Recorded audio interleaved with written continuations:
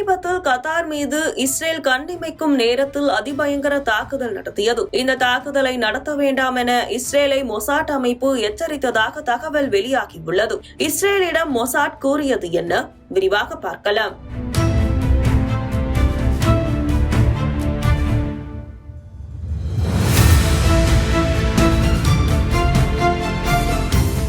காசாவில் இயங்கி வரும் பாலத்தீன ஆதரவு ஆயுத குழுவான ஹமாஸ் இயக்கத்தினர் கடந்த 2023 ஆண்டு அக்டோபர் 7 இஸ்ரேலுக்குள் அத்துமீறி நுழைந்து கண்மூடித்தனமாக தாக்குதல் நடத்தினர்.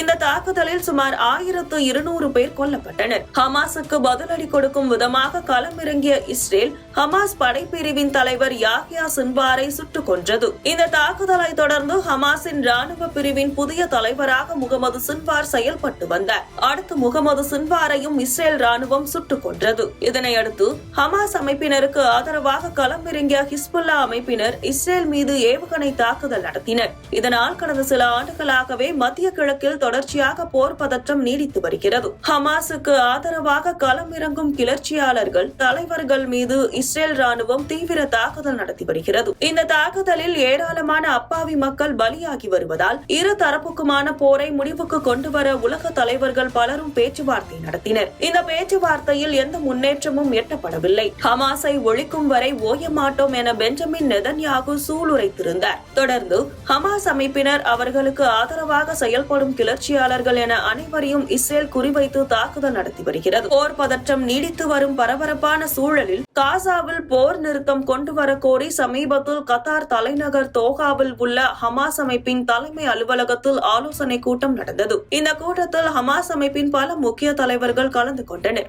இதனை தெரிந்து கொண்ட இஸ்ரேல் ராணுவம் வான்வழி தாக்குதல் நடத்தியது. இந்த தாக்குதலில் ஹமாஸ் தலைவர்கள் பலர் பலியானதாக கூறப்படுகிறது. இதற்கிடையில் தோஹாவில் ஹமாஸ் அமைப்பினர் ஒன்று கூடும் இடத்தில் இஸ்ரேல் தாக்குதல் நடத்த உள்ளதாக அமெரிக்க ராணுவம் கத்தாருக்கு எச்சரிக்கை விடுத்ததாக வெள்ளை மாளிகையின் செய்தி தொடர்பாளர் கரோலின் லீவிட் கூறியிருந்தார். அப்படி எங்களுக்கு எந்த எச்சரிக்கையும் விடுக்கப்படவில்லை என கத்தார் மறுத்திருந்தது. இந்த நிலையில்தான் உலகிலேயே மிகவும் வலிமையான உளவு அமைப்புகளில் ஒன்று மொசாட் அமைப்பு கத்தார் மீது தாக்குதல் நடத்த வேண்டாம் என இஸ்ரேலை எச்சரித்ததாக கூறப்படுகிறது. ஹமாஸ் அமைப்பினரை கூண்டோடு காலி செய்ய மொசாட் அமைப்பு உளவு தகவல்கள் இஸ்ரேலுக்கு வழங்கி வருகிறது. இந்த நிலையில் ஹமாஸ் அமைப்பின் முக்கிய தலைவர்கள் பலரும் கத்தாரில் இருந்தபோது அது குறித்த தகவல் மொசாட்டிற்கு கிடைத்துள்ளது. இதனையடுத்து ஹமாஸ் தலைவர்கள் கத்தாரில் இருந்தபோது தாக்குதல் நடத்த வேண்டாம் என கூறியுள்ளது.